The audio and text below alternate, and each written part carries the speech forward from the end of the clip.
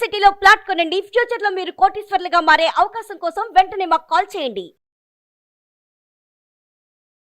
నమస్కారం. కార్తీక పురాణం 12 రోజు పారాయణలోకి వచ్చాం. అయితే ఈ రోజున కార్తీక శుద్ధ ద్వాదశి క్షీరాబ్ది ద్వాదశిగా చెప్పబడుతుంది. ఆదివారం నాడు వచ్చింది.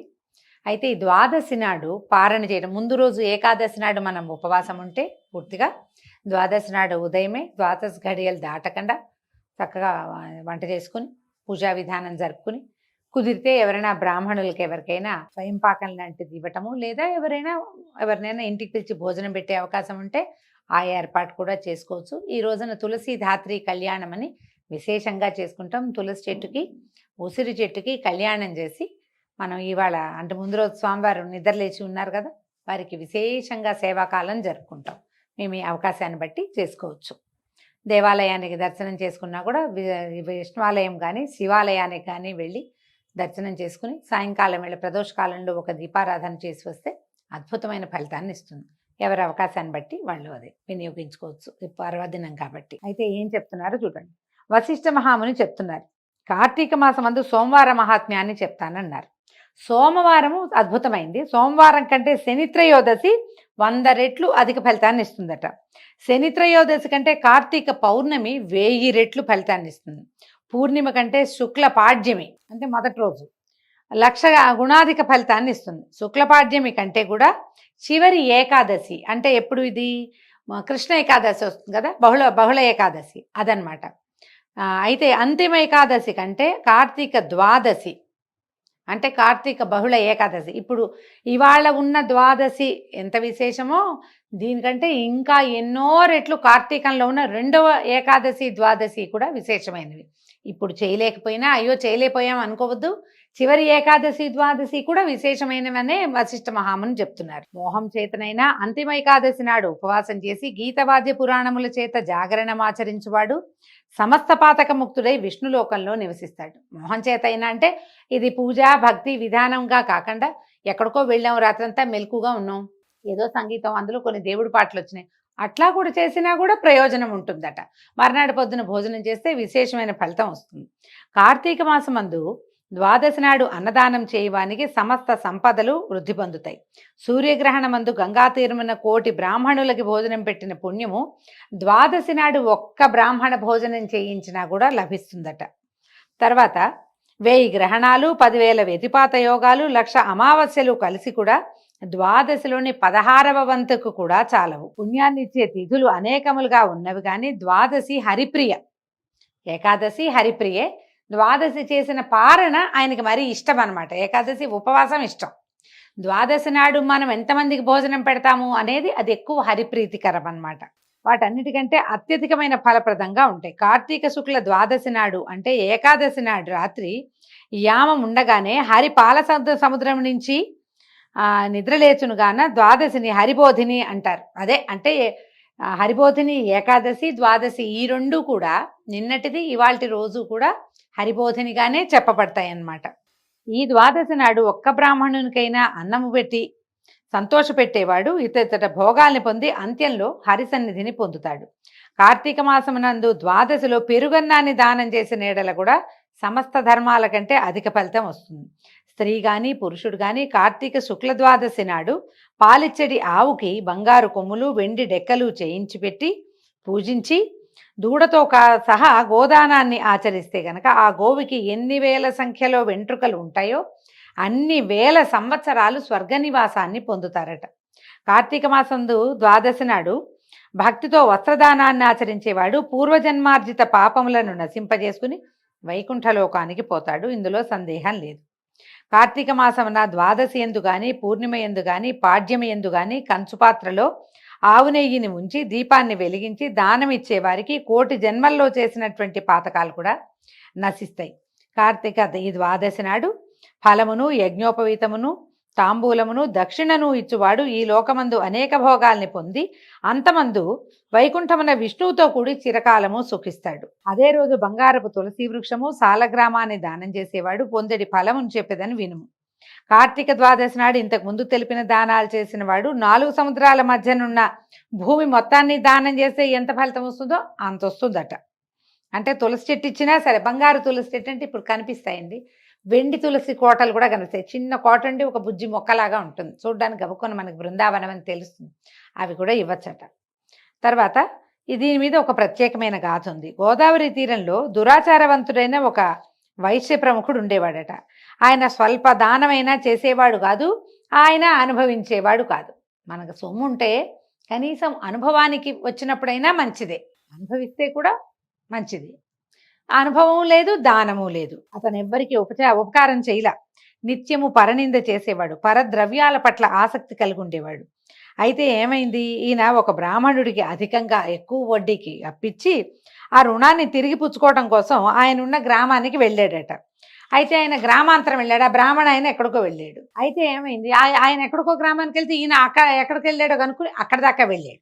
వెళ్ళి నా డబ్బులు నాకు ఇచ్చేసేయమని కనుక్కున్నాడు. అయితే ఆయన ఏమన్నాడు, ఈ నెలాఖరికి నీ సొమ్ముని ఏదో విధంగా ఇస్తాను కాబట్టి కొద్దిగా నిదానించి సొమ్ము తీసుకుంటూ కానీ అనేసరికల్లా సరే ఇస్తాను, ఎందుకంటే ఇప్పుడు నేను గనక రుణాన్ని నీ దగ్గర అప్పు తీసుకున్నా, నేను నీకు తిరిగి ఇవ్వకపోతే నరకంలో చాలా యాతనలు పొంది మళ్ళీ నీకు రుణదాతకే పుత్రుడిగా పుట్టాలి నాయనా, కాబట్టి నువ్వేం భయపడకు, నేను నీ డబ్బులు ఇచ్చేస్తాను అనగానే ఈయనకి ఎంత కోపం వచ్చిందో ఈ వైశ్యుడికి. ఓరే మూఢుడైన బ్రాహ్మణాథమా, నా ధనాన్ని ఇప్పుడే ఇవ్వు, ఇప్పుడు నెలాఖరి కాదు, ఇప్పటికిప్పుడు ఇవ్వు, లేకపోతే ఈ కత్తితో నేను నరికేదనని దుర్మార్గంతో ఆ వేదాంతేగు బ్రాహ్మణుని జుట్టు పట్టుకుని లాగి కిందకి పడదోసి పాపబుద్ధి అవటం వల్ల తన కాలుతో బ్రాహ్మణుని తన్ని కత్తితో కొట్టాడు.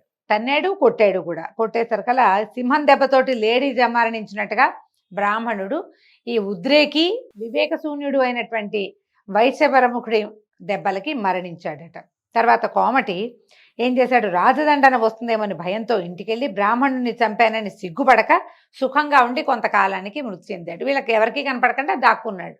చంపేసి దాక్కుంటే వీళ్ళకి దొరకరేమో, మనుషులకి పైన దొరికేస్తాం కదా. అంతలో ఏమైంది, మరణించాక కరాళముఖులు, అమావాస్య నాటి రాత్రి చీకటితో సమానమైన కాంతి కలిగిన వారు, భయంకరులు అయినటువంటి యమదూతలు పాశములను ధరించి వచ్చి ఆ వైశ్యుణ్ణి తమ పాశములతో బంధించి యమలోకానికి తీసుకుపోయి అక్కడ భయంకరమైన రౌరవ నరకమందు యమాజ్ఞ చొప్పున బాధించుచుండరు. ఈ రౌరవంలో ఒక రకమైన పురుగులు ఉంటాయిటండి, అవి విపరీతంగా కుడుతూ ఉంటాయట. యాతనా శరీరమే. మనం ఈ బాడీతోటి ఉన్న దేహంతో ఏం బాధలు పడం, మనలోంచి సూక్ష్మ శరీరం బయటికి వెళ్తుంది, అందులో యాతనామయ శరీరం అంటారు దాన్ని. ఆ యాతనా శరీరంతో మనం ఆ బాధలు అనుభవిస్తాం, కానీ బాధ అయితే తప్పదు కదా. రౌరవం అంటే ఇదిగో రురు అనే మృగ విశేషం, దాని సంబంధమైంది రౌరవం అంటే రురుమృగాల చేత వాటి కొమ్ములతోటి, అదే ఒక రకమైన పురుగు, పెద్ద సైజుది అనమాట, పరిమాణం పెద్దది, చాలా పెద్దగా ఉంటుంది. అది కొమ్ములతోటి గుచ్చేస్తుందట, దానికి ఒక రకమైన కూరలు ఉంటాయి, పళ్ళు ఉంటాయి, కొమ్ములు ఉంటాయి, విపరీతంగా బాధిస్తుంది. అయితే తర్వాత ఏమైంది, ఈ వైశ్యుని కుమారుడు ధర్మవీరుడు అనేవాడు తండ్రి పోయిన తర్వాత ఆయన సంపాదించిన ధనంతో నూతులు తవ్వించాడు, తోటలు వేయించాడు, చెరువులు తవ్వించాడు, చిన్న చిన్న నదులకు వంతెనలు కట్టాడు, ఉపనయనాలు వివాహాలు కూడా చేయించి యజ్ఞాలు చేయిస్తూ నిత్యం బ్రాహ్మణులకి అన్నదానం చేస్తూ తండ్రి సంపాదించిన అంత డబ్బుని అన్ని జాతుల వారికి, ఆకలి కలిగిన వారికి అన్నం పెడుతూ నిత్యము ధర్మపరుడుగా ఉన్నాడు. తండ్రి ఏమో అంతా కడుపు కట్టుకుని తను తినకుండా కూడా సంపాదించాడు, కొడుకేమో వాటన్నిటిని ఇట్లా అనేక రకాల దానాలు ధర్మ కార్యక్రమాలు చేసేవాడు. అయితే ఒకనాడు ఈయన హరిపూజలో ఉన్నాడు, విష్ణు పూజ చేసుకుంటున్నాడు. ఆ సమయానికి నారద మహాముని సమస్త లోకాలు తిరుగుతూ యమలోకం నుంచి బయలుదేరి తన వీణాతంతువులతోటి ధ్వని చేస్తూ, అంటే వాయించుకుంటూ గోవింద నారాయణ నమస్తే కృష్ణ అనంత దామోదర తులసీధామ అని ఇలా రకరకాల నామధేయాలతోటి కీర్తనం చేస్తూ స్వామివారిని హరినామ సంకీర్తన చేస్తూ వచ్చాడట. అయితే ఈ ఆనందంగా వీణ వాయించుకుంటూ తన సంగీతానికి తనే మైమరిచి అడుగులు కూడా నాట్యంలాగా వేస్తున్నటువంటి నారద మహామునిని చూసి ఎంతో ఆనందంతో ఈ ధర్మవీరుడు ఏం చేశాడు, ఆయనకి దండాలు పెట్టి పిలుచుకున్నాడు. రండి రండి మా ఇంటికి అని పిలిచాడు. అయితే సరే బాగా చక్కగా కాళ్ళకి నీళ్ళు ఇచ్చాడు, మంచినీళ్ళు ఇచ్చారు, ఏదో ఆహారం పళ్ళు గిళ్ళు సమర్పించాడు, ఒక సింహాసనం వేసి కూర్చోబెట్టాడు. అడిగాడు, అయ్యా మీలాంటి వాళ్ళు మా ఇళ్ళకి రావడమే అదృష్టం, నేను ఏ పూర్వపుణ్యం చేశానో మీ దర్శనం లభించింది, నేను మీకు ఏం సేవ చేయమంటారో చెప్పండి, మీకు ఏం కావాలంటే అది చేస్తానన్నాడు. అప్పుడు నారదుడు ఏమన్నాడంటే, నా మాట జాగ్రత్తగా విను ధర్మవీర, నువ్వు బుద్ధిమంతుడివి. అయితే కార్తీక ద్వాదశి విష్ణుమూర్తికి ప్రియమైంది కాబట్టి ఆ రోజున చేసినటువంటి స్నాన దాన జప తపాదులు అనంత ఫలప్రదాలు అవుతాయి. సూర్యుడు తులారాశిలో ఉండగా కార్తీక మాసమందు ద్వాదశి నాడు ధనికుడు గాని, దరిద్రుడు గాని, యతి గాని, వానప్రస్థుడు గాని, బ్రాహ్మణుడు గాని, క్షత్రియ వైశ్య శూద్రులు గాని, స్త్రీ గాని, స్త్రీలు కూడా సాలగ్రామ దానాన్ని ఆచరించేవాళ్ళు జన్మాంతరకృత పాపాలని నశింపజేసుకుంటారు. కాబట్టి ధర్మవీర, నా మాట విను. మీ తండ్రి చనిపోయి యమలోకంలో నానా బాధలు పడుతున్నాడు. అతని పాప విశుద్ధి కోసం కార్తీక శుద్ధ ద్వాదశి నాడు నువ్వు సాలగ్రామ శిలాదానం చెయ్యి అన్నాడు. అయితే ఇదంతా వినేసరికల్లా ఈ వైశ్యుడేమన్నాడు, అయ్యా, గోదానం, భూదానం, తిలదానం, సువర్ణదానం, ఇవన్నిటితోటి మహాదానాలు అవన్నీ, వాటితోటి వస్తుంది కానీ ముక్తి శిలాదానంతో ముక్తి ఎట్లా వస్తుందండి? శిలాదానం వృధాగా ఎందుకు చేయాలి? ఇది భక్ష్యం కాదు, భోజ్యం కాదు. కాబట్టి నేను రాతిని దానం చెయ్యను. సాలగ్రామాన్ని శిలగా భావించాడనమాట. నారద మహర్షి ఎన్ని విధాలు చెప్పినా వైశ్యుడు మూఢుడై సాలగ్రామ దానం చేయటానికి మాత్రం సమ్మతించలేదట. ఆయన తర్వాత నారదుల వారు వెళ్ళిపడి చెప్పినా అర్థం కాదు అని. కొంతకాలం తర్వాత ధర్మవీరుడు మృతి చెంది మహాత్ముల మాట వినని దోషం చేత సాలగ్రామ దానము చేయనని నిరాకరించటం వల్ల నరకమందు బాధల నుండి తర్వాత 3 సార్లు వ్యాఘ్రమై జన్మించి, ఆ తర్వాత 3 సార్లు కోతిగా పుట్టి, అనంతరము 5 సార్లు వృషభంగా పుట్టి, తర్వాత 10 మార్లు స్త్రీగా జన్మించి గత భర్తయ్యి వైధవ్యమును పొంది ఉండెను. దాని తర్వాత ఏమైంది? ఇట్లా 10 జన్మలు గడిచిన తర్వాత 11వ జన్మల్లో ఈ ధర్మవీరుడు ఒక యాచకుడికి పుత్రికగా జన్మించాడు. తర్వాత కొంతకాలమునకు యవనమునకు రాగానే తండ్రి తగిన వరునికిచ్చి వివాహం చేశాను. అంటే ఇప్పుడు పొందకూడని జన్మల్లో స్త్రీ జన్మ ఉందా అని ఒక ప్రశ్న వస్తుందండి. ఇలాంటివి వినంగానే అదేంటండి అంత మాట అన్నారు, స్త్రీ జన్మ ఉత్తమ జన్మ కదా అనిపిస్తుంది. స్త్రీ జన్మ ఉత్తమ జన్మ అయినప్పటికీ మనకి తెలిసిందే, స్త్రీలకి ఒక గృహం, ఒక స్థలం ఉండదు. పుట్టిన పిల్లల్ని, ఆడపిల్లల్ని మనం వివాహం చేసి ఇంకొక చోట పంపిస్తాం. ఈ వివాహం చేసి పంపించిన తర్వాత ఈ కాలం కాదు, ఇది పూర్వకాలం కాబట్టి భర్తకి లొంగి ఉండాలి, అతని దౌష్ట్యాన్ని భరించాలి. పతివ్రతగా ఉంటేనే వాళ్ళకి మోక్షం, లేకపోతే లేదు. తర్వాత కొన్ని రకాల దాన ధర్మాదులు అవి చేయటానికి అవకాశం ఉండదు. దాంతోపాటుగా మాతృత్వం అనేది శాపము, వరము కూడా. ఇప్పుడు ఈ వీసరాయిని కట్టుకుని మోసినట్టుగా 10 నెలల పాటు సంతానాన్ని మోయాలి. అది అత్యద్భుతమైన అనుభవమే. ఒక్కసారి 2 సార్లు అలా అయితే ఒక రకం. అట్లా కాదు, పూర్వకాలం సంతానాన్ని పొందుతూనే ఉండేవారు. సంతానాన్ని పొందటం అంటే ప్రతిసారి మృత్యుముఖంలోకి వెళ్ళి వెనక్కి రావటం, చావంచుని చూసి రావటం. ఈ పుట్టిన సంతానానికి మలమూత్రాదులకి రోయకుండా అతి ఓపికగా సంతానాన్ని పెంచాలి. ఎక్కువ దుఃఖాలు అనుభవించవలసి వస్తారు స్త్రీలు. పూర్వజన్మలో చేసుకున్న రకరకాల కర్మల వల్ల మన స్త్రీగా జన్మించినప్పుడు ఈ ప్రత్యేకంగా ఇవి చేయాలి అని పురాణంలో చెప్పిన ప్రకారంగా చేస్తే మరల స్త్రీ జన్మ రాదు. ఒకవేళ వచ్చినా కూడా ఉత్తమ కులాల్లో అట్లా, అంటే ఇంత బాధలు పడకుండా. ఎందుకంటే మాతృత్వము ఇలాంటి వ్యవహారం తప్పదు ఏ స్త్రీకైనా. పురాణానికి వ్యాఖ్యానమే చేస్తున్నానండి. దీన్ని ఏమంటారు, నా ఉద్దేశంగా భావించద్దు. ఇందులో చెప్పబడిన దానికి అర్థమయ్యేలా చెప్తున్నాను అంతే. ఏదైనా ఒక పూజ, ఒక విధానము అవలంబించాలి. పాతివ్రత్యం తప్పనిసరిగా. అంటే ఇప్పుడు ఈ కాలంలో 2-3 పెళ్ళిళ్ళు చేసుకుంటున్నారు కదా అని ఒక ఆలోచన వస్తూ ఉంటుంది.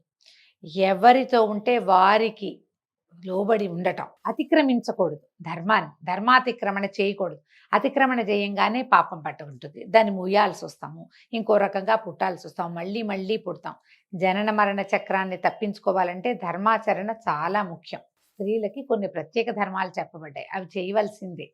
చేస్తే ఇది తగ్గుతుందని పురాణం ఇలాంటి విషయాల్ని చెప్తుంది. మనకి ఎంత అవగాహన ఉంటే అంత, ఎంత అర్థమైతే అంత. ఆ పైన భగవదేచ్ఛ అంతే. ఇంకా అయితే ఏమైంది, యాచకుడికి పుత్రికగా జన్మించిన తర్వాత కొంతకాలానికి పిల్ల కొంచెం యవనానికి రాగానే తండ్రి ఏం చేశాడు, ఒక వరుణ్ణి చూసి వివాహం చేశాడు. తర్వాత ఏమైంది, ఈ వివాహంలో ఇట్లా పెళ్ళయింది, ఆ అల్లుడు కాస్త మరణించేసరికల్లా మృతి నొందిన అల్లుని బంధువులందరూ వచ్చి చూశారు. అయ్యో, ఇంత చిన్నపిల్ల, దీనికి అప్పుడే వైధవ్యం వచ్చిందే, ఏమిట్రా అంటే ఈ యాచకుడు యాచన చేసుకునేవాడే కానీ ఆయనకి మంచి అనుష్ఠానపరుడు. ఆయన దివ్య దృష్టితోటి చూసి చిన్నదాని బాలవైధవ్యానికి కారణం తెలుసుకుని బంధువులందరికీ ఈ పుత్రిక యొక్క పాపపుణ్యాల విచారణ అంతా చెప్పాడు. ఇట్లు చెప్పాక ఏమన్నాడు, ఈ అమ్మాయికి వివరంగా చెప్పాడు, సాలగ్రామ దానం చేయకపోవటం వల్లే ఇలా జరిగింది అని. అప్పుడు ఏం చేశారట, ఆమె యొక్క పాపాన్ని పోగొట్టడానికి జన్మాంతరార్జిత పాపనాశన సమర్థమైన సాలగ్రామ దానాన్ని కార్తీక సోమవారం, కార్తీకంలోనే పిల్లకి పెళ్ళయింది, మర్నాడు వేదాంత వేత్త అయినటువంటి బ్రాహ్మణుడికి దానం చేయించారు. కాకపోతే కథలో వింతగా ఉంటుంది, అక్కడ భర్త మరణిస్తే ఇట దానం ఎట్లా చేయించారండి అని. ఆ కాలపు నియమాలు ఏమిటో మనకు తెలియదు. కాకపోతే కథ ఎట్లా చెప్తారంటే సాలగ్రామ శిలాదాన మహిమ చేత ఆ భర్త మళ్ళీ జీవించాడు అని చెప్తారు. సాంగంగా దానం చేయించేశారు. తర్వాత ఆ దానం వల్ల ఇది జరిగింది. కొన్ని కొంత కాస్త వింతగా పద్ధతికి విరుద్ధంగా కనిపిస్తే కథగా మనం వినాలి పురాణంగా. తర్వాత దంపతులు ఇద్దరు చిరకాలము జీవించి సుఖంగా ఉండి స్వర్గానికి పోయి అక్కడ కూడా బహుకాలము ఆనందంతో ఉండి తిరిగి భూమి యందు జన్మించి బ్రాహ్మణుడై పూర్వపుణ్యం చేత జ్ఞానాన్ని పొందాడు. ప్రతి సంవత్సరము కార్తీక సోమవారమున సాలగ్రామ శిలాదానాన్ని ఆచరించి ఆ పుణ్యముతో మోక్ష సామ్రాజ్య పదవీ గతుడయ్యను. రౌరవమందున్న అతని తండ్రియు ఈ సాలగ్రామ మాహాత్మ్యము చేత ముక్తుడాయను. కాబట్టి జనక మహారాజా, కార్తీక మాసమందు సాలగ్రామ దానము చేత హరి సంతోషించును. ఇందుకు సందేహము లేదు. పాపకర్ములు కోటి జన్మల్లో చేసిన పాతకాలు కార్తీక శుక్ల ఏకాదశి ఉపవాసము ద్వాదశి దానాదుల చేత పోగొట్టుకోగలుగుతారు. కార్తీక మాసమందు సాలగ్రామ దానం వలన సమస్త పాతకాలు నశిస్తాయి. ఇదే ముఖ్యమైన ప్రాయశ్చిత్తము. ఇంతకంటే వేరే ప్రాయశ్చిత్తం లేదు. ఇందుకు సందేహము లేదు. అంటే సాలగ్రామ దానం ఎలా చేయాలి? మనకి అలవాటైన దేవాలయాలు, ఇంటి పక్కన చుట్టుపక్కల దేవాలయాలు ఉంటాయి. తర్వాత ఏమో ఎవరైనా పురోహితులు, మనకే వచ్చే అయ్యగారు ఉంటే సాలగ్రామ దానం చేసుకుంటామండి అని చెప్తే వారే పట్టుకొస్తారు. ఆ తెచ్చిన సాలగ్రామానికి ఇంత వెల అని చెల్లించేసి సాలగ్రామాన్ని మనం తీసుకుని వారితోటి మంత్రం చెప్పించుకుని ఆయనకే మళ్ళీ మనం దక్షిణ తాంబూలాదులతోటి సాలగ్రామ దానం చేసుకోవచ్చు. కుదిరితే ఇంట్లో పెట్టుకుని సాలగ్రామానికి అభిషేకం చేసుకుని పూజాంతంలో మనం ఆ సాలగ్రామాన్ని చేయొచ్చు. ఇది నదీ తీరాల్లో, సముద్ర తీరాల్లో చేస్తే ఇంకా మంచిది. దేవాలయంలో చేసినా మంచిది. స్వగృహంలో చేసుకుంటే దాన్ని మించింది లేదని చెప్తారు. మనకున్న అవకాశాన్ని బట్టి ఎలాగైనా చేసుకోవచ్చు. ప్రతి సోమవారము అని చెప్తున్నారు. ప్రతి ఏడాది ఒక్కసారి దీపదానము, ఒక్కసారైనా సాలగ్రామ దానము, ఒక్కసారైనా సాలగ్రామ పూజ, ఒకసారైనా దేవాలయంలో ఒక్క దీపం పెట్టడము, అవన్నీ ఒకటైనా చెయ్యండి అంటారు. మన అవకాశాన్ని బట్టి చేసుకోవచ్చు. దీంతో 12వ రోజు అధ్యాయం పూర్తయిందండి. రేపు ఉదయం మళ్ళీ 13వ అధ్యాయంలో కలుసుకుందాము. నమస్కారం.